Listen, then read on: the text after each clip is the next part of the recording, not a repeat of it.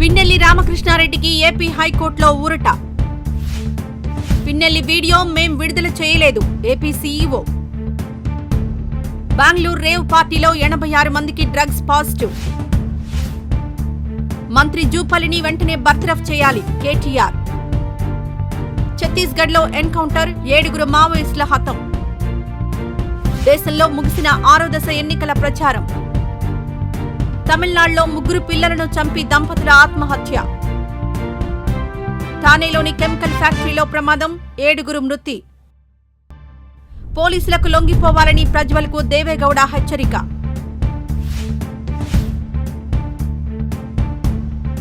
ఈ వీడియో నచ్చితే లైక్ చేయండి, షేర్ చేయండి. మరింత సమాచారం కొరకు మా ఛానల్ను సబ్స్క్రైబ్ చేయండి.